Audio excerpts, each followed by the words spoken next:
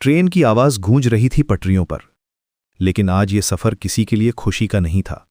कपाली का चेहरा अंधेरे में छुपा हुआ था जब वो चुपचाप ट्रेन के इंजन रूम में घुसा। उसकी आंखों में एक खतरनाक चमक थी।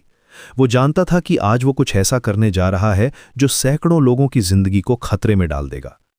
धीरे धीरे कपाली ने ट्रेन के ब्रेक सिस्टम के पास पहुंचकर अपना काम शुरू किया। उसके हाथ बिल्कुल स्टेडी थे, जैसे ये कोई रूटीन का काम हो। एक एक करके उसने ब्रेक की केबल्स को काटा और हाइड्रोलिक सिस्टम को डैमेज कर दिया। अब ये ट्रेन एक मूविंग बॉम्ब बन चुकी थी जिसे रोकना ऑलमोस्ट इम्पॉसिबल था। इसी ट्रेन में कुछ कंपार्टमेंट्स आगे नागराज अपनी गर्लफ्रेंड के साथ बैठा हुआ था। उसने एक ब्यूटीफुल पर्पल कोट पहना था और वो बिल्कुल नॉर्मल पैसेंजर की तरह दिख रहा था। उसकी गर्लफ्रेंड विंडो से बाहर के नज़ारे देख रही थी और दोनों के बीच हल्की फुल्की बातें चल रही थीं। कोई भी ये नहीं सोच सकता था कि ये ऑर्डिनरी दिखने वाला आदमी एक्चुअली एक पावरफुल सुपर हीरो है। अचानक नागराज का फोन बजा। उसने देखा कि ये कोई अननोन नंबर था, लेकिन कुछ इंस्टिंक्ट ने उसे कॉल रिसीव करने को कहा।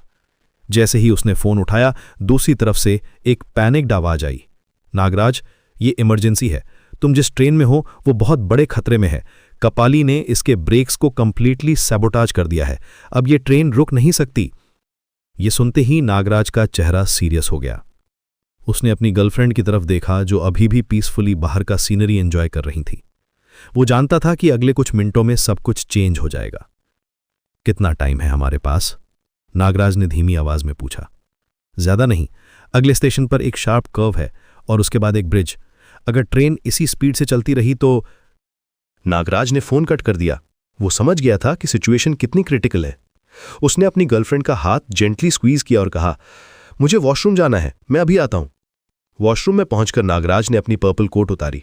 अब टाइम था अपने रियल फॉर्म में आने का। उसकी आंखें ग्लो करने लगीं और उसके बॉडी में सुपरनैचुरल पावर्स एक्टिवेट हो गईं। ये ट्रांसफॉर्मेशन हमेशा उसे एक अलग कॉन्फिडेंस देता था। बाहर निकलकर नागराज ने देखा कि ट्रेन की स्पीड बढ़ती ही जा रही थी।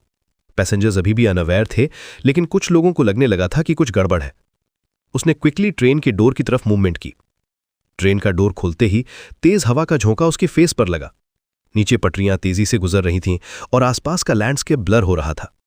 लेकिन नागराज के लिए यह कोई नई बात नहीं थी।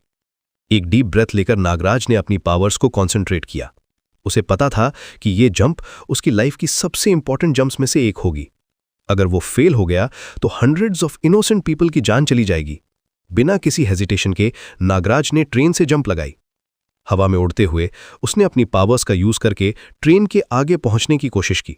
उसका प्लान था कि वो समहाउ ट्रेन के फ्रंट में पहुंचकर उसे फिजिकली रोकने की कोशिश करेगा।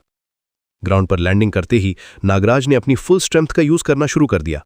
वो जानता था कि यह बैटल सिर्फ उसकी पावर्स की नहीं बल्कि उसकी विल पावर की भी थी।